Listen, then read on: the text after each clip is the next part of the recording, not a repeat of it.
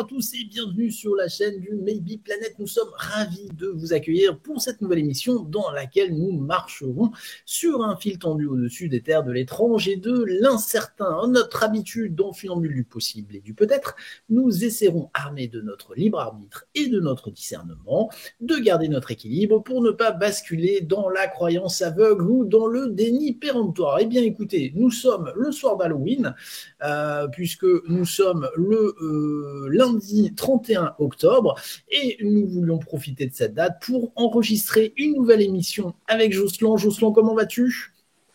Bonsoir, salut, moi je vais très bien. Je vais très bien. Et nous sommes accompagnés ce soir de Cécile, puisque nous allons parler, nous profitons de la sortie de la série The Watcher sur Netflix, série que Cécile a vue, moi je ne l'ai pas vue dans sa totalité, et nous voulions profiter de cette occasion pour revenir avec Jocelyn sur ce cas, alors non pas refaire le cas dans sa totalité, puisque le Watcher, c'est un cas que tu as exposé sur BTLV et qui reste bien sûr disponible sur BTLV si vous voulez connaître vraiment l'entièreté de l'histoire, mais c'est vrai qu'on trouvait intéressant de revenir avec toi sur peut-être les choses un petit peu romancées de la série et par rapport aux vrais faits divers, parce qu'on va rappeler que la série est inspirée d'un vrai fait divers qui s'est passé aux États-Unis et qu'aujourd'hui, on peut considérer que c'est un dossier qui est toujours inexpliqué puisqu'on n'a pas eu, enfin en tout cas la famille qui a vécu cette mésaventure, on va dire ça comme ça, n'a pas eu d'explication au final sur l'identité du Watcher. Absolument. Alors on va peut-être en préliminaire dire d'abord qu'on va faire quelques spoilers. Donc oui, si vous n'avez pas vu si vous n'avez pas du tout vu la série, peut-être faut-il la voir d'abord et puis ensuite regarder l'émission. Enfin bon, voilà, vous décidez ce que vous faites. En tout cas, moi, il y a quelques éléments que je vais révéler qui peuvent peut-être vous gâcher le plaisir si vous regardez les épisodes. Oui, alors effectivement, comme tu le dis, Pascal, c'est une vraie histoire. Ça, c'est très important. Elle s'est passée en 2014-2015 à peu près, aux États-Unis, bien sûr. Et ça, c'est important parce que d'abord, c'est dit au début de la série. C'est dit d'après une histoire vraie, mais c'est pas seulement inspiré, tu vois, de loin. C'est vraiment la vraie histoire, ce qui est arrivé à une famille dans le New Jersey. Après, il y a plein de différences. Alors, je vais peut-être pas tous les mentionner, mais je vais vous donner quelques explications là-dessus. Mais globalement, c'est la vraie histoire. Donc, c'est pour ça que j'ai été un peu étonné quand j'ai vu les premières réactions à la projection. On va peut-être commencer par la fin, là. C'est-à-dire, oui, voilà. Bon, allez, on a dit qu'on spoilait, on spoil. Donc, on spoil à fond. Et en fait, j'ai vu pas mal de réactions à la fin des 7 épisodes disant je comprends pas, on ne sait pas qui est ce fameux Watcher. Écoutez, dans la réalité, on ne sait pas non plus. On sait pas non plus. Donc, je vois pas pourquoi des scénaristes ou des producteurs imagineraient une fin, nous donneraient l'identité de quelqu'un dont on ne connaît pas la réelle identité. Voilà, c'est un peu comme si on nous disait, l'assassin du petit Grégory est un tel. Et en fait, dans la réalité, on sait toujours pas. Moi, qui ai l'habitude, en plus, d'avoir fait beaucoup de bouquins sur des dossiers inexpliqués, des dizaines et des dizaines. J'ai l'habitude un peu de ces histoires qui finissent. Alors, on dit parfois en eau de boudin, mais en fait, ça reste très énigmatique. C'est ce qu'on appelle les dossiers inexpliqués, où il y a beaucoup d'hypothèses. Et dans le cas de The Watcher, il y a beaucoup d'hypothèses, mais il y en a aucune qui s'avère être la véritable explication. Voilà. Oui, parce que ce que j'allais dire, c'est à la différence de séries comme par exemple Dahmer, le tueur en série, une série qui est sortie il n'y a pas non plus très longtemps sur Netflix. Bon, là, on a le début, on a la fin. Puisqu'il est mort à la fin, il se fait. Oui, on le connaît en plus. Enfin, je veux dire, il est identifié. On retrace tout son parcours, mais il n'y a pas de vrai mystère. Enfin, il y a peut-être des mystères sur certaines choses ici ou là, mais il n'y a pas vraiment de mystère parce que la série colle vraiment à la réalité de ce qui a été. Exactement. Alors moi, je trouve que la fin qui a été proposée par les scénaristes de The Watcher, de la série Netflix, elle est pas mal parce qu'elle laisse bien sûr le doute et elle suggère une idée que je trouve assez presque poétique ou en tout cas fantastique, c'est qu'autour de cette maison, il y aurait comme une malédiction, il y aurait comme une sorte de cycle et à savoir que les propriétaires, quand ils quitteraient cette maison effrayés par The Watcher, finalement deviendraient eux-mêmes les Watchers. Dire ça, en fait, c'est la scène qu'on voit à la fin où, à la toute fin, on voit donc l'époux et son épouse dans deux voitures. Ils sont pas ensemble, ils sont dans deux voitures et ils sont au téléphone. À un moment, ils se parlent et ils se mentent, ce qui montre bien qu'il y a un vrai problème, que cette maison crée des problèmes dans un couple. Et c'est d'ailleurs une des grandes thématiques de la série. Et donc, les deux sont garés devant leur ancienne maison et l'observent avec un air qui fait vraiment penser à ce qui pourrait devenir de nouveaux Watchers quelque part. Parce qu'il y a déjà des nouveaux locataires, enfin des nouveaux propriétaires. Oui, Et en fait, exactement. Ils sont en train de voir exactement les nouveaux occupants de leur ancienne maison. Et alors, ça me rappelle, là pour le coup, on retombe dans la réalité, parce que dans la réalité, The Watcher a donc envoyé des lettres aux vrais propriétaires. Et il y a un passage, alors j'ai plus le détail exact, hein, mais l'idée, c'était le Watcher, il dit maintenant c'est moi qui m'occupe de ça, qui m'occupe de surveiller cette maison, comme l'a fait ma famille pendant des décennies. C'est un peu comme s'il était investi d'une mission et que finalement il y avait des personnes qui se succédaient au fil du temps pour surveiller, ou pour observer, parce que The Watcher, tu peux traduire ça par surveiller ou observer, et pour surveiller cette maison. Voilà. Alors, c'est ce qui est. Alors, dans la série, Cécile, il n'y a pas d'éléments, on en parlait tout à l'heure, il n'y a pas d'éléments paranormaux, c'est-à-dire ils n'ont pas gonflé la facture. C'est pas une série fantastique, c'est plus une série de thriller, d'ambiance, de suspense. Il y a rien de paranormal là-dedans, en fait. Non, non, à chaque fois, si tu veux, on pense avoir trouvé qui est The Watcher, puisqu'on nous met sur des pistes. Puis à chaque fois, on voit que c'est pas la bonne personne, donc on attend. C'est ce qui nous fait aller jusqu'au bout de la saison, en fait, hein, voilà, des épisodes. Mais moi, ce que tu disais, Jocelyn, c'est qu'à la fin, alors qu'il devrait ne plus penser à cette maison, qu'il leur a fait quand même beaucoup de mal, ils ont failli se séparer, etc. On dirait qu'ils sont envoûtés, et qu'ils ont quand même envie de savoir ce qui va se passer. Enfin, ils n'arrivent pas à tourner la page, en fait. Non, mais c'est exactement, c'est peut-être ça la petite dimension de paranormal dans cette histoire, c'est cet envoûtement qui n'existe pas dans la réalité. Hein. Les vrais propriétaires qui s'appelaient, donc j'en parlerai après, la famille Brothers et non pas Braddock. En tout cas, eux ont un peu tiré la page. Hein. Enfin, ils sont passés à autre chose. Enfin, en tout cas, ils ont essayé, mais ils sont pas sortis indemnes de cette histoire. Alors après, il y a un petit détail, mais alors qui est dans la vraie histoire que j'ai découvert, que en fait le mari, dans la vraie histoire, hein, pas dans la série, dans la vraie histoire, a fait appel à un prêtre à un moment pour faire bénir la maison. Donc un peu comme si elle était possédée ou envoûtée. Voilà. J'ai découvert ça. Bon, voilà.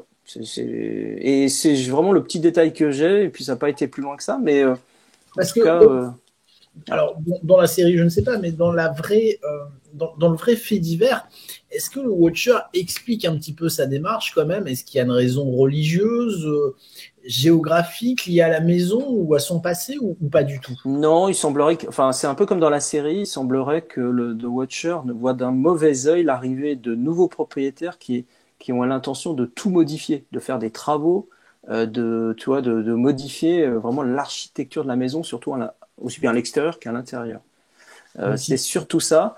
Manifestement, il faut pas trop toucher à cette maison. Il le considère un peu comme un lieu sacré, peut-être, ou qui doit pas bouger? Oui, un lieu. Alors, dans une des lettres qu'il a écrites à la famille, dans la vraie histoire, je précise à chaque fois, il dit quelque chose comme je me rappelle quand j'étais gamin, quand je courais dans les couloirs de cette maison. Donc, manifestement, il la connaît. Il y a été dedans. Elle lui parle. C'est quelque chose qui est lié. Alors peut-être qu'il était un des anciens propriétaires. Il y a eu des enquêtes menées. Ça a débouché sur rien du tout. Mais en tout cas, il connaît cette maison. Il habite sans doute pas très loin, ou en tout cas, il a passé beaucoup de temps auprès de cette maison. Donc ça, c'est bien évoqué dans la série avec ce côté un peu j'adore. Enfin, il y a beaucoup de gens qui ont l'air d'adorer cette maison ou d'être extrêmement attachés au fait qu'elle soit préservée, maintenue. Il y a même une sorte d'association là qui défend la maison dans la série, bon, qui en réalité n'existe pas à ma connaissance. Mais en tout cas, cette idée est bien vue dans la série. Ouais, effectivement. Mais comment dire, dans le vrai fait divers, les propriétaires, à part recevoir des lettres, n'ont pas eu de dégradation de la maison, de leur voiture, il n'y a pas eu de menaces particulières. En fait, c'est ça qui est étonnant. C'est que alors, il y a une chose, déjà une différence énormissime entre la série et la réalité, c'est que la vraie famille, qui s'appelle donc les Brothers, n'ont jamais habité dans la maison. Ah bon? Ils l'ont acheté, ils ont lancé des travaux, mais ils n'y ont jamais habité. En fait, ils attendaient que les travaux soient terminés pour emménager. Et ils ont reçu les lettres alors qu'ils commençaient les travaux. Dans la série, en revanche, on les voit, ils habitent, ils y dorment. À un moment, la famille, l'épouse qui s'appelle, alors je me trompe pas, Nora dans la série et Maria en réalité, s'en va avec les enfants. Le mari reste tout seul dans la maison. Alors, il est resté tout seul dans la maison, le mari, oui, en réalité aussi, pendant les travaux, pour surveiller, pour être là. Et quand le Watcher a commencé à envoyer ses lettres, il a fait, comme dans la série, il a fait installer un système de webcam, enfin de caméras de surveillance. Voilà. Mais il n'y a pas du tout d'histoire. La famille n'a jamais en fait habité dans cette maison. Jamais. D'accord, ça c'est quand même un point important. C'est-à-dire que la pression a été tellement forte qu'au final, ils ont reculé quelque part. Ah bah oui, ils ont mis du temps. Alors, enfin, en fait, ça s'est passé en plusieurs phases. Hein. Ça s'est pas passé comme ça. Ça a été assez long. La première, enfin, ils ont reçu une lettre, puis une deuxième. En fait, ils ont reçu 3 lettres. Mais les 3 lettres étaient vraiment espacées dans le temps. Et entre chaque lettre, exactement comme dans les séries, ils ont mené leur propre enquête. Ils ont essayé de savoir qui c'était en interrogeant les voisins. Alors bien sûr, très vite, ils sont devenus un peu parano parce qu'ils avaient l'impression que un certain nombre de voisins pouvaient être The Watcher. Et ils ont fait appel à la police. Alors contrairement à la série où la police, on a l'impression qu'ils sont un peu complices de quelque chose et qu'ils fichent rien en fait, on va dire comme ça. Dans la réalité, ils avaient été plutôt actifs. Il y a même eu un conseil municipal dans la réalité avec le maire, qu'on voit pas du tout dans la série, où ils ont dit qu'il y avait un vrai problème avec cette maison et avec les nouveaux habitants et qu'il fallait les aider à régler ça. Voilà. Donc la communauté était plus positive parce que dans la série, on voit vraiment l'impression qu'ils arrivent dans un monde hostile. Ils arrivent à Westfield, voilà, la commune de New Jersey, qui est exactement en réalité comme celle qu'on voit dans la série, hein, c'est-à-dire, enfin en tout cas le quartier où ils habitent, des grandes avenues avec des grandes pelouses et des très très belles maisons, et puis une communauté très soudée où les gens aiment pas que ça bouge, et où tu appartiens à une communauté, soit tu appartiens à une communauté, soit tu en es exclu, mais il n'y a pas de juste milieu. Voilà. Ouais, ça c'est bien vu aussi dans la série. Moi, de ce que j'ai vu, la voisine là, commence à aller chercher ses salades du côté de la propriété de la famille et ça se passe pas bien, quoi. Grosso modo, ils leur disent exactement. Comme ça, et si ça vous plaît pas, ça bougera pas, quoi, effectivement. Mais concernant le Watcher en lui-même, enfin, le vrai fait divers, hein, ça n'a concerné qu'une famille ou il y a eu une continuité quand même Alors, les précédents propriétaires de la maison, les Woods, ils s'appelaient les Woods, ont dit avoir reçu une lettre signée de Watcher un peu avant qu'ils déménagent, mais ils n'y ont pas prêté attention et que de toute façon, comme ils déménageaient, ils ont jeté la lettre à la poubelle et après ils sont partis.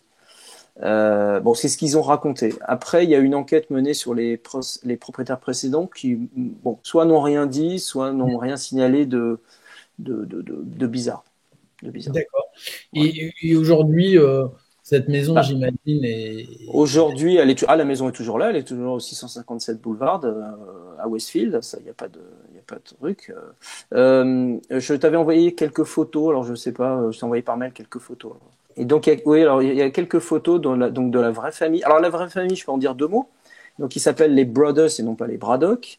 Il s'appelle Derek, c'est le mari. Il travaille vraiment aussi dans une compagnie d'assurance, comme dans la série. Il travaille à New York. Il est, voilà, la vraie famille, exactement, la vraie famille. Et alors, la différence de celle de la série, ils sont 5. Voilà, et les enfants sont très jeunes. Dans la série, mais je pense que ça a été rajouté à des fins dramatiques. Oui. Dans la série, on a un jeune garçon qui d'ailleurs ressemble beaucoup au garçon qui est avec le pull vert, et qui, pour ceux qui ont vu la série, vous avez vu qu'à chaque fois on l'écartait, c'est-à-dire qu'on essayait qu'il soit absolument pas impliqué dans l'histoire, et on essayait vraiment de l'écarter un maximum. Au contraire de la jeune adolescente, qui elle fait partie de l'histoire, qui à un moment même, et d'ailleurs je me demande pourquoi les scénaristes n'ont pas introduit ça, aurait pu être tout à fait une suspecte. Parce que très vite, elle avait dit qu'elle aimait pas cette maison, parce qu'elle voulait pas venir habiter là, parce que voilà, ça la privait de tous ses amis. Ouais, exactement. Bon, c'est les ados, voilà, qui quittent une école et qui veulent pas perdre leurs amis. Et puis très vite, on sentait que voilà, ça lui plaisait pas trop l'endroit. Et je pense que intellectuellement, elle était capable d'écrire les lettres du Watcher ou d'organiser tout ça. En plus, elle était à l'intérieur de la maison, ce qui permettait d'expliquer pas mal de choses qui se passent dans la série. Et étrangement, alors qu'on passe en revue pas mal de suspects possibles, on pense jamais à elle. Je sais pas ce que tu en penses d'ailleurs, Cécile. Non, non, c'est vrai que tu as raison. Surtout qu'à un moment donné, elle a l'idylle avec le jeune qui installe les caméras. Donc bon, c'est vrai. Ouais. Bon, là, ça c'est un élément, c'est un élément conflictuel rajouté pour créer encore plus de dissension entre le père et la fille. C'est bien vu d'un point de vue scénaristique. Le père devenant complètement parano et se mettant à dos toute sa famille, en fait. Tu nous as transmis quelques photos, alors je la montre. Oui, Ça, on peut le passer en vue rapidement. De toute façon, il n'y a pas d'ordre. Ça, c'est la vraie maison. Voilà, la vraie maison observée, le 657 Boulevard, observée par The Watcher. Qui ressemble beaucoup à la maison de la série, d'ailleurs. Hein, je trouve. Elle ressemble beaucoup. Elle est un peu plus petite. Alors, il y a une chose aussi, on peut parler de la maison. C'est une maison qui a une centaine d'années, qui est vraiment typique de cette région-là du New Jersey. Vraiment, les maisons bourgeoises très cossues. Elle coûte moins cher que dans la série parce que dans la série, comment ils s'appellent, les Braddock, ouais. Les Braddock l'achètent pour 3,3 millions de dollars, si je me rappelle bien, ce qui était assez considérable. Ils s'endettent d'ailleurs pour ça. Et pour l'acheter, quoi, ouais. Elle en valait, la vraie valait, ils l'ont acheté en 2014 pour 1,3 million, je crois, de dollars. Bon, c'est déjà pas mal, hein, c'est déjà pas mal. Ouais, effectivement. Ouais. Non, on est dans un quartier très très huppé, hein, tu vois, avec grande pelouse devant. Enfin, c'est une belle maison. Et puis dans un beau quartier, je comprends volontiers que la vraie famille ait eu un coup de cœur pour cette maison. Alors, ça c'est peut-être les. Oui, alors on peut en parler maintenant. Dans la série, il y a aussi un autre personnage qui s'appelle John Graff. John Graff est présenté comme un homme qui aurait tué toute sa famille dans la maison des Brothers ou des Braddock. Ça, c'est ce qui est raconté dans la série. Voilà, exactement. C'est en gros, on vous avait pas dit, mais en fait, il y a quelqu'un qui a tué sa famille entière chez vous. C'est un peu ça. Donc, bon, ça c'est ce qui est raconté dans la série. Le fait est que dans la réalité, alors, il y a personne, bien sûr, qui a assassiné qui que ce soit dans la vraie maison. En revanche, à Westfield, il y a eu un crime énorme. Donc, en 1971, le monsieur que vous voyez à gauche avec ses lunettes s'appelle John List. Et John List a tué toute sa famille. Donc, il a tué son épouse, ses enfants et sa mère. Et il s'est barré. Coup de folie. Enfin, bon, bref, ça, je rentre pas dans le détail. Allez voir sur Wikipédia, John List, vous allez trouver. C'est en France, hein. Voilà, exactement. Il a quand même fait une cavale pendant 18 ans. Avant d'être retrouvé. Totalement par hasard, c'est quelqu'un je crois qu'il y a eu un documentaire à la télé américaine sur cette histoire. Ça me parle. Et quelqu'un... C'est pas Dupont de Ligonnès qui justement avait été aux États-Unis dans les années 70 et on met pas en parallèle ces deux histoires? Si, non, alors justement, il y a eu, oui, si, et quand on a parlé de Dupont de Ligonnès, parce que j'avais un peu travaillé sur le sujet, à un moment, il avait été fait le lien avec l'affaire de John List, parce que voilà, Dupont de Ligonnès a tué toute sa famille et a disparu aussi. Et est-ce qu'il serait pas inspiré quelque part de l'histoire de John List? Bon, ça a été mentionné, t'as raison Cécile, ça a été mentionné. Ouais. Alors pour revenir à John List, donc il a été retrouvé 18 ans après, donc c'est en 71 plus 18, je sais plus combien ça fait, mais enfin bon bref, il a été retrouvé et ce qui est important, c'est qu'en fait il est mort en 2008 et donc dans tous les cas il est mort bien avant, enfin en tout cas il est mort bien avant 2014, qui est l'affaire du Watcher. Ouais, d'accord. Oui, donc John List et The Watcher, dans la réalité, ne pouvaient pas se rencontrer. Enfin, ça peut pas matcher. Et John List ne pouvait pas être The Watcher, c'est impossible. C'est impossible. Mais moi, ce qui m'amuse, c'est que cette ville de Westfield, qui est présentée comme une sorte de havre de paix, elle a été. Moi, j'avais regardé quand j'avais fait mon dossier pour BTLV, elle était classée dans les 15 ou 20 villes les plus tranquilles, sûres des États-Unis. Ouais, donc ça fait quand même. Après coup, tu dis, il y a eu quand même l'affaire de John List. Et il y a quand même l'affaire de Watcher, donc c'est pas non plus hyper tranquille comme endroit, enfin totalement tranquille, quoi. Voilà. Alors là, on s'est amusé. Oui, c'est encore une autre vue de la maison. Ouais. On peut commenter. Hein. Après, je crois qu'il y a une photo de notre ami Derek, enfin qui s'appelle Dean, hein, dans la voilà le vrai mari, le vrai mari. Le père de famille, donc lui. Ouais. Pardon, j'ai pas entendu. C'est le père de famille, c'est ça? C'est le père de famille, absolument, exactement. Voilà, donc on a parlé de la famille. La famille est assez proche, hein, hormis le fait qu'ils sont un de plus, disons qu'ils ressemblent pas mal dans la série. Ça, c'est l'intérieur de la maison, de la vraie maison. Ah oui, oui, oui, c'est chouette, ouais. Enfin, alors c'est peut-être que maintenant, hein, c'était peut-être pas pendant l'affaire. Et après, on a, alors ça, je crois, c'est le maire de la commune, le maire de Westfield, ouais, exactement. Après, on a, alors lui, j'ai oublié, je crois que c'est un des enquêteurs. J'avoue que j'ai un petit trou de mémoire. Je crois que c'est un des enquêteurs qui a travaillé, parce qu'en fait, comme dans la série, la vraie famille a fait appel à un enquêteur privé. Parce qu'ils trouvaient que la police, certes, était de bonne volonté, mais n'avançait pas très très vite. Et surtout, ils étaient un peu étonnés que la police n'interroge pas tout le monde autour. Alors, ils ont fait quand même des trucs, hein, la police, mais ils n'ont pas été non plus extraordinaires. Et donc, ils ont fait appel. Il s'avère que Derek Brothers avait dans ses relations des gens. Il a notamment dans ses relations, alors ça c'est très étonnant, alors j'ai pas le nom de la personne parce que je crois qu'elle est tenue top secrète, mais il connaissait le gars qui a inspiré, qui est une sorte de profiler, et qui a inspiré le personnage alors en féminin, joué par Jodie Foster dans Le Silence des agneaux. Voilà. Comme quoi, tu vois, les histoires sont liées les unes aux autres. Enfin, t'as de la fiction et de la réalité qui se mêlent, c'est assez incroyable. Mais qu'est-ce qui monte sur sa photo? C'est bizarre, j'arrive pas à alors, je sais plus. Écoute, je sais plus. C'est un catcheur. Je crois qu'il montre. Non, il montre quelqu'un, mais j'avoue que je sais plus. Ça doit être une histoire, une affaire, mais là, non, je sais plus. Non, c'est pour ça que j'avais dû. Je la mettrai dans les commentaires de l'émission si je me rappelle, mais je sais plus. Ça, c'est l'enquêteur, voilà. Alors, effectivement, il y a eu un détective qui a travaillé. Alors, dans la série, c'est une femme. En réalité, c'est un homme qui lui a fait pas mal de trucs. Effectivement, il a cherché pour la famille. Il a pas découvert qu'il était The Watcher, mais il a permis d'éliminer pas mal de pistes. Et ça, c'était intéressant. C'est intéressant. Bon, c'est une vue de la maison, ouais, avec voilà, c'est des trucs.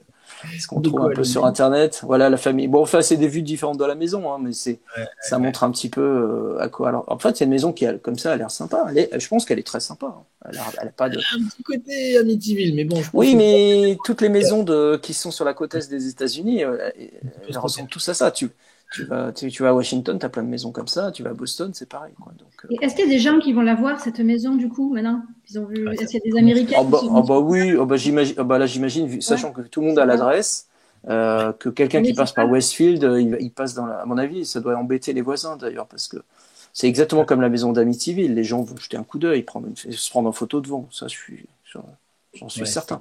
Et tu peux la voir sur Google Street, hein, y a pas de problème. Hein. Tu tapes 657 boulevard de Westfield, New Jersey, tu vas tomber dessus. Hein.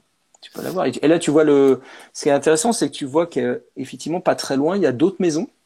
Et il y a les fameux voisins. On peut en parler aussi des voisins, parce qu'ils sont quand même très importants dans l'histoire. Alors, dans la série, on va dire qu'on a deux types de voisins. On a d'abord le couple qui est toujours assis là sur leur chaise longue, juste de l'autre côté de la haie, qui les observe avec des jumelles. Alors, eux ont vraiment existé. En tout cas, il y avait un couple qui habitait pas loin et qui manifestement avait l'habitude de tourner ils se mettaient au soleil là quand il faisait beau et ils tournaient toujours leur fauteuil en direction de la maison du 657. Voilà. Donc ça gênait un petit peu les gens qui avaient l'impression effectivement d'être observés en permanence ou en tout cas être surveillés. Et donc dans la série, on a une autre comment dirais-je, d'autres voisins qui sont donc joués par Mia Farrow, qui joue une dame assez âgée et qui a un fils un peu attardé, un peu spécial, un peu bizarre là, qui a des comportements qui peuvent faire un peu peur. Et cette famille a réellement existé aussi, s'appelle les Langford. Ils habitaient pas très loin aussi, avec cette dame qui est. Alors il y avait d'autres enfants, hein, mais en fait en tout cas il y avait une famille avec une mère de famille assez âgée qui avait autour de 80 ans et un fils qui s'appelait Michael qui était un peu attardé, qui avait effectivement, mais qui faisait un peu comme dans la série en fait. Il a l'air d'être un peu inquiétant, mais il n'est pas dangereux. Il fait de mal à personne. Ouais, il est juste différent, quoi. Ça fait un peu ça. Voilà, on le voit. Alors c'est marrant parce que en réalité, il paraît que c'était vrai aussi. On le voit par exemple apporter le journal, mais carrément chez les gens, tu vois, au lieu il le prend dans la boîte aux lettres et puis il va la porter chez eux. Alors c'est sûr que le matin, tu vas au petit déj et puis tu croises le mec, ça fait un peu bizarre. Mais il paraît qu'en réalité, c'était un peu dans cet esprit-là, quoi. Voilà. Donc il y a eu pas mal d'enquêtes faites sur lui parce qu'on pensait que ça peut être lui, mais en même temps, dans la série, on se doute bien que, enfin. On n'imagine pas en train d'écrire des lettres alambiquées comme le Watcher. Enfin, on sent qu'il est pas. Ou alors c'est sa mère qui les écrit, lui qui les. Enfin bon. Mais ils sont un peu bizarres, ils ont l'air un peu monomaniaques ou un peu obsédés par cette maison, mais ils sont pas si dangereux que ça. D'ailleurs, en réalité, toutes les enquêtes qui ont été menées n'ont mené à rien du tout chez eux, quoi. Alors, dans la réalité, deux choses. Je le fais. Ah oui, je vais répondre à une remarque que j'ai vue fait dans les forums et les commentaires là, sur Netflix ou ailleurs. Les gens disent, mais pourquoi on n'a pas mis de caméra à côté de la boîte aux lettres? Et en se disant, bah, si The Watcher il met il met ses lettres dans la boîte aux lettres, on va voir qui c'est. Sauf que en fait, les lettres étaient postées depuis un bureau de poste dans le New Jersey, toujours le même d'ailleurs, mais qui était situé à, je sais pas, 10-15 km de là. Donc voilà. Oui, Donc en fait, c'est le postier qui les déposait, mais il y avait personne qui est venu déposer en main propre entre guillemets ces lettres. Bah, surtout qu'il y en a eu si peu au final de ce que tu disais. Il y en a eu trois. Oh, c'est pas... Mais bon, trois assez costauds quand même, hein, avec beaucoup de texte. Enfin, moi, dans le dossier que j'ai fait sur BTLV, j'allais dedans. Elles font froid dans le dos, hein. Je vais y revenir après, mais elles font un peu froid dans le dos. Une autre chose aussi, c'est l'ADN. Dans la série, à un moment, on essaie de, justement, sur les lettres, on reproche à la police de ne pas faire les analyses d'ADN assez vite. Et en fait, dans la réalité, ça a été fait. Et dans la réalité, on a effectivement trouvé l'ADN qui a été trouvé sur les lettres était un ADN féminin. Ça, voilà. Alors, est-ce que The Watcher est une femme? Ça, on n'en sait rien. Mais en tout cas, dans la réalité, c'était aussi un ADN féminin. Après, bon, ça peut être... Voilà, le Watcher, je crois que c'est dit dans la série, il peut très bien avoir des gants et puis n'avoir laissé aucune trace et une femme a touché la lettre et puis ça suffit. Oui, voilà. C'est vrai. En tout cas, ce n'était pas l'ADN ni de Nora, Nora, donc l'épouse de Maria, en réalité. C'est difficile parce que les prénoms sont à peu près pareils. Ce n'était pas l'ADN de Maria, donc qui était l'épouse de Derek Broaddus, en réalité, et c'était pas non plus l'ADN de la voisine de 80 ans. Enfin, il y a eu quelques tests et c'était... Voilà. Donc on ne sait pas. Alors pour les lettres, effectivement, elles ont été analysées aussi. Ça, ils en ont pas trop parlé dans la série. En même temps, c'est pas un documentaire, hein, ils sont pas obligés de parler de tout, mais il y a eu quand même des gens qui ont fait des analyses un peu graphologiques ou des sortes de profilers qui, en lisant la lettre, on dit d'abord c'est quelqu'un d'assez âgé. Ça peut pas être quelqu'un de jeune. Il y a des expressions, des façons de parler qui sont plutôt de quelqu'un âgé. Il n'y a pas d'insultes récentes, il n'y a pas de choses comme ça. Il y a une façon de parler aussi, un peu détachée de tout, qui évoque quelqu'un de plutôt mûr que quelqu'un de jeune. Et après, c'est pas, ça donne pas non plus des indications extraordinaires, hormis le fait. On peut imaginer que la personne a du temps libre. Oui, et hormis le fait, alors par exemple dans la deuxième lettre, le nom dans la première lettre, le nom des propriétaires n'est jamais évoqué. On dit monsieur et madame les nouveaux occupants du 657. Dans la deuxième, il est évoqué, alors je sais plus comment c'est dit, mais il y a une erreur. C'est pas Broaddus, c'est quelque chose de similaire. Un peu comme si la personne avait entendu le nom, mais n'avait pas bien compris, mais ne l'avait jamais lu. Donc ça sous-entend que c'était quelqu'un qui était pas très loin, qui entendait plus que ne voyait peut-être. Il y avait des détails aussi. Oui, vas-y, Cécile. Elles sont tapées à la machine aussi, les lettres, ou elles sont manuscrites? Elles étaient tapées à la machine, je crois. Ouais, c'est une bonne question. Dans la série, alors. Attends, je vais regarder parce que j'ai des notes à côté. Alors ça, j'avoue que c'est un petit détail. Tout à l'heure. Ouais. Peut-être plus de style. Ouais, dactylographiées, ouais. Elles sont dactylographiées. Ah bah là, si ça avait été écrit à la main, c'est vrai que ça aurait été... Oui, non, mais ça va de soi d'ailleurs. Quand tu t'appelles The Watcher, tu dactylographies. non, sinon on va te reconnaître, on va faire des analyses graphologiques et on va savoir qui tu es. Voilà, tout ça pour dire qu'il y a beaucoup la trame de l'histoire est assez bien respectée. Il y a les principaux protagonistes qui sont là, plus ou moins. On voit pas trop c'est dit, mais par quelqu'un qui a l'air d'avoir été un peu, comment dirais-je, commandité, un ancien propriétaire. Mais les anciens propriétaires qui s'appelaient les Woods, dans la réalité, étaient beaucoup plus présents. Et alors d'ailleurs, c'est là où c'est intéressant, et il y a une grande différence avec la série, c'est que les Broaddus étaient tellement énervés d'apprendre cette histoire de The Watcher et que les Woods ne les ont pas prévenus, qu'en fait, ils ont porté plainte contre eux, à un moment, en 2015. Et c'est cette plainte qui a été notée, qui a été remarquée par un journaliste local, qui en fait déclenché le buzz. Parce que pendant des semaines et des semaines, ou même des mois, l'histoire est restée un peu comme dans la série. Hein. Elle est restée très confidentielle. La police, les voisins, et puis c'est resté très, voilà, très confiné.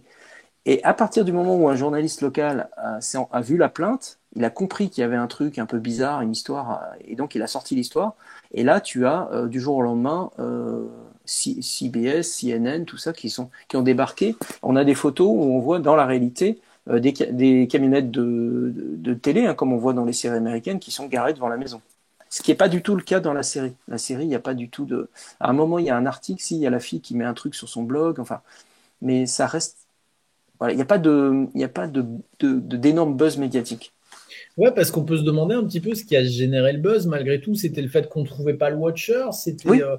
Voilà, Après, le journaliste a bien fait son boulot et a découvert cette histoire qu'il y avait une famille qui recevait des lettres signées d'un mystérieux The Watcher. Donc forcément, là, c'est une super histoire, quoi. Donc ouais, un journaliste, un journaliste, il prend. Donc voilà. Pour un journaliste local. Et donc même les médias ont vu tout de suite qu'il y avait une histoire qui sortait de l'ordinaire avec un mystère et donc ils ont pris, quoi. Alors le buzz n'a pas duré très longtemps parce que la famille en question, les Brothers, ils ont assez vite décidé de mettre leur maison en vente. Hein. Alors, je le rappelle, hein, ils n'ont jamais habité dedans en fait. Ouais. Oui, alors, quand tu mets ta maison en vente, t'as pas trop envie non plus. Ça a été compliqué pour eux, hein. Et ça a été compliqué parce que ça s'est su. Et quand les gens savaient que c'était la fameuse maison où on recevait des lettres un peu menaçantes, un peu effrayantes, fatalement, soit les gens exigeaient un prix très bas, soit leur promesse de vente, il la dénonçait. Ouais. Tu te dis, bon, je vais peut-être prendre une autre maison, j'ai pas trop envie d'être emmerdé non plus. C'est ça, exactement. Bon, après, ils ont quand même réussi à trouver quelqu'un qui, manifestement, après, ça s'est bien passé. Enfin, en tout cas, il n'y a pas eu d'histoire après. Mais, et eux sont allés, ils s'en sont pas trop mal tirés parce que ils n'ont pas perdu tant d'argent que ça dans l'histoire. Ouais. Et alors moi c'est marrant parce que quand j'ai fait le dossier il y a un peu plus d'1 an pour BTLV, je disais et puis de toute façon ils vont certainement toucher un truc avec des droits de Netflix, tu vois. Donc, oui, parce qu'à l'époque il était déjà question d'un projet, enfin en tout cas ça devait déjà avoir été tourné, mais on n'avait pas beaucoup d'informations et il y avait une rumeur comme quoi l'histoire allait finir sur Netflix. Bon, puis j'imagine, peut-être pas qu'ils ont eu un droit de regard, mais enfin qu'ils ont pu lire je pense. Je pense, oui, je pense qu'en tout cas, ils ont dû, on a dû quand même les consulter, ou en tout cas, parce que l'idée, c'est pas non plus d'avoir un procès après de la famille qui se sent. C'est pour ça qu'ils ont modifié les personnages, tu vois, le personnage, par exemple, de la fille adolescente n'existe pas. Donc, elle pourrait poser problème, effectivement, par rapport à l'image de la famille. Mais lui, de toute façon, le mari, il a dit, enfin, c'est ce que je disais au début aussi, ils ont été ils ont mal vécu, hein. Lui, à un moment, il a dit, je ressemble à une épave. Je vivais plus à cause de ça. Sa femme prenait des anxiolytiques, tu vois, elle prenait des médocs. T'achètes une baraque à ce prix-là et tu te dis, bon, c'est pas top. Ouais, il y a un problème. Voilà. Alors, dans les autres choses, après, on va peut-être s'arrêter là parce que oui. Il faut donner envie aussi aux gens de regarder. Mais on m'a posé aussi récemment la question, est-ce qu'il y avait des tunnels sous la maison, comme dans la série? Non. Non, à ma connaissance, il n'y a pas de tunnel. Ça, c'est un rajout scénaristique pour dramatiser. Alors, il y a une chose importante aussi, The Watcher n'a jamais mis les pieds dans la maison. En tout cas, personne ne l'a jamais vu dans la maison. Dans la série, on joue un peu plus sur le côté qui est derrière la porte ou qui marche à l'étage au-dessus ou au-dessous, quoi. Non, dans la réalité, il l'observe, il est à l'extérieur, mais à aucun moment il n'est dans la maison. Après, il a quand même quelques informations. Il dit, j'ai vu vos enfants. Alors au début, hein, quand ils ont visité la maison, pendant les travaux, les enfants venaient de temps en temps et jouaient dans la cave, tu vois, des trucs comme ça, ou en tout cas autour de la maison. Donc dans les lettres, il disait, j'ai vu vos enfants. Et c'est là où il emploie la fameuse expression de New Blood, du sang neuf, exactement, qui est reprise dans la série. Alors dans la série, ça va beaucoup plus loin parce qu'après ils imaginent l'histoire d'un culte satanique avec sacrifice d'enfants, enfin on est chez QAnon là. Hein. Mais non, mais c'est intéressant, c'est dans l'air du temps. Mais c'est, disons que ça part d'un truc vrai, c'est que dans les vraies lettres, il parle de sang neuf, ouais. Il dit c'est bien, vous apportez du sang neuf à la maison, mais il faudrait pas trop la transformer. Voilà. Ouais. Moyen quand même comme moyen, effectivement. Donc, je vous invite à lire les vraies lettres. Ouais, c'est bien écrit. Enfin, c'est bien écrit en tout cas. C'est pas des lettres d'insultes. Hein, c'est très littéraire presque, et ça fait froid dans le dos. Donc, on peut dire que la série, bon, il y a des côtés romancés parce que quand tu veux faire une série de 8 épisodes qui font 40 minutes, il faut quand même du contenu, quoi. C'est vrai que... C'est ce que Cécile a dit tout à l'heure, c'est en fait, on a l'impression que chaque épisode, on passe en revue un coupable possible. Et c'est intéressant parce que c'est un peu, moi, je fais ça dans mes bouquins, tu sais, les hypothèses les unes après les autres. Donc, c'est intéressant. On explore une piste et puis on voit jusqu'où elle mène, quoi. Donc, ça, c'est pas mal. C'est pas mal. Bon. The Watcher, pour l'instant, l'histoire n'est pas contée dans un de tes livres, hein, si je ne dis pas d'ânerie. Pas encore. Non, hein, voilà, non, ça fait partie des. Voilà. Donc, si vous voulez les détails, hein, parce que là, encore une fois, on vous l'a dit au départ, Jocelyn a déjà expliqué cette affaire sur BTLV. Donc, bien sûr, l'émission. Enfin, c'était même plus une conférence sur le coup. Hein, c'était pendant les rencontres du mystère et de l'inexpliqué, c'était une vraie conférence. Ouais. Voilà, mais sur la vraie histoire, hein, pas sur la série. Sur la vraie histoire, si vous voulez un peu plus les détails, les choses comme ça, bien sûr, cette émission reste disponible sur BTLV. D'ailleurs, on salue Bob.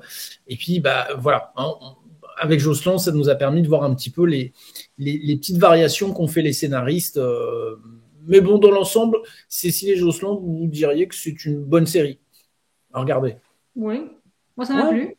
Moi, je pense qu'il faut la voir parce que d'abord, d'abord, ça part d'une vraie histoire. Donc, si on s'intéresse à ces histoires inexpliquées, réelles, authentiques, voilà, The Watcher en fait partie comme bien d'autres.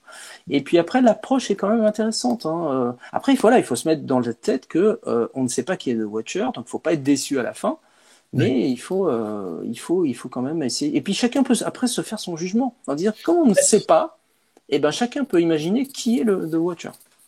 Ça aurait peut-être été la déception, justement, de dire qui était le Watcher et que ça aurait peut-être pas été la personne que le spectateur aurait choisi ou qui aurait dit ah ouais, mais là, ça tient pas à ça. Donc, au final, au niveau du scénario, je vais y arriver, ça tient plutôt la route, effectivement, et ça évite les déceptions. C'est un choix, c'est un vrai choix scénaristique que je trouve plutôt intelligent et pas trop, justement. Je sais pas comment dire, simpliste. Voilà, il y a un peu de réflexion sur les effets collatéraux de cette histoire sur les personnages. Ça, c'est intéressant. Bon, écoutez, hein. Alors j'ai appris un terme ce matin aux infos, donc c'était ça s'appelait comment, Cécile, le binge série, c'est ça? Je ne sais plus. C'est binge watching, non? C'est pas ça? Binge watching, voilà. Oui. Binge watching, ça vient de binge drinking, tu sais, quand tu bois toute la nuit. Binge watching, c'est pareil, c'est que tu regardes des séries toute la nuit. Et c'est vrai qu'avec Netflix, d'avoir la série immédiatement, tu as tendance à te la frapper en une seule fois, c'est vrai. Ouais, moi j'en suis incapable. Mais bon, après ça, je sais qu'au bout de deux épisodes, j'ai envie de faire autre chose et d'y revenir après. Je suis incapable de regarder une série. C'est vrai que si tu as un moment où tu n'as trop rien à faire, que tu n'as pas envie de bouger, tu tapes la série. Moi je m'endors sinon. Oui, voilà. Sinon, tu es obligé de revenir. Mais je sais, mais je connais beaucoup de gens qui sont capables de faire ça, de s'enchaîner, commencer à. Enfin, en un week-end, ils peuvent regarder effectivement une série de 8-10 épisodes. Je sais pas comment ils font. On l'avait fait ça aussi. Avec 24 heures, on l'avait fait. Hein. Oui, avec 24 on l'a fait. C'est vrai. Ah ouais. C'était une autre époque et une autre série. C'est sûr. Bon, Jocelyn, merci beaucoup pour ces éclairages. Hein. Merci. On vous invite à regarder la conférence de Jocelyn sur The Watcher et puis la série sur Netflix. Cécile, merci beaucoup de nous avoir accompagnés pour cette émission. Il va peut-être falloir que je regarde cette série au final. Peut-être que je suis passé un petit peu à côté. Hein, donc, je vais essayer de m'y remettre. Et puis, on vous souhaite à tous une très bonne fin de journée, puis une bonne soirée d'Halloween si vous allez un petit peu chercher des bonbons chez les voisins. Ça peut encore se faire dans certaines parties de France. Jocelyn, merci beaucoup. Je te dis à très bientôt. Merci, à très vite. Merci. Ciao, ciao. Ciao.